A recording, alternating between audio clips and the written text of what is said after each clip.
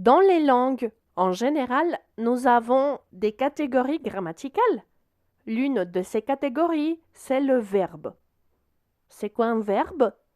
On dit souvent que c'est l'action d'une phrase. Par exemple, je mange. Mais ce n'est pas seulement une action. Il peut faire référence à un état, comme je suis fâché, à une existence, il y a du lait, à un processus, il construit une maison, entre autres. Nous connaissons normalement la forme infinitive du verbe, une forme non personnelle, un verbe non conjugué, un français avec les terminaisons ER, IR, RE et OIR. Par exemple, marcher, courir, comprendre et savoir. Les verbes peuvent souffrir certaines variations.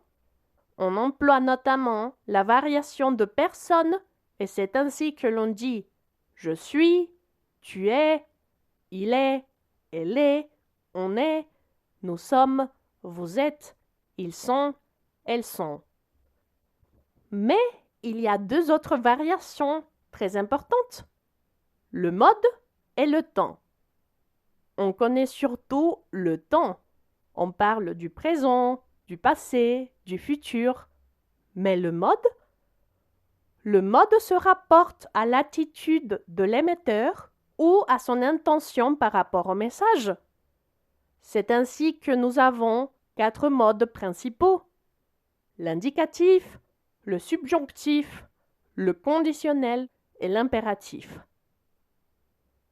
Le mode indicatif fait référence au monde réel avec des faits considérés comme certains et objectifs.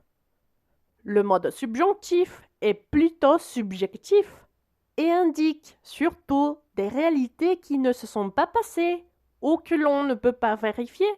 Normalement, des désirs, des doutes, des sentiments et des émotions. Le mode conditionnel comprend des actions plutôt hypothétiques.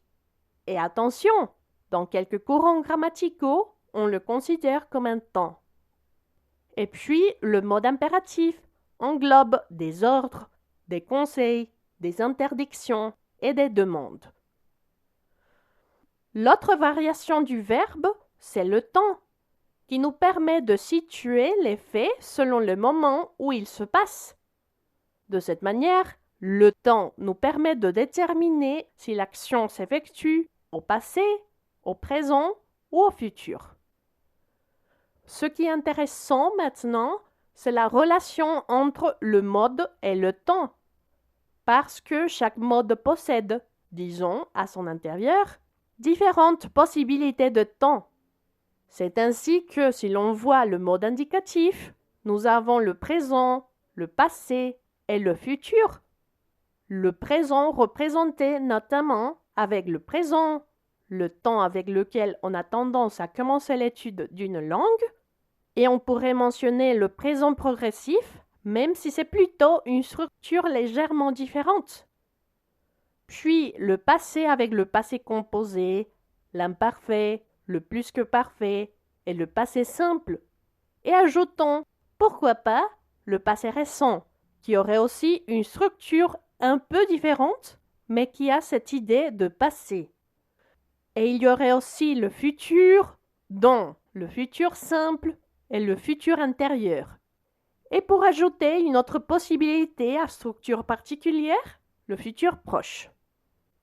Juste une petite précision, le présent progressif, le passé récent et le futur proche sont des cas différents par rapport aux autres parce qu'ils ont une connotation de présent, passé et futur, mais ils n'ont pas nécessairement un type de marque grammaticale.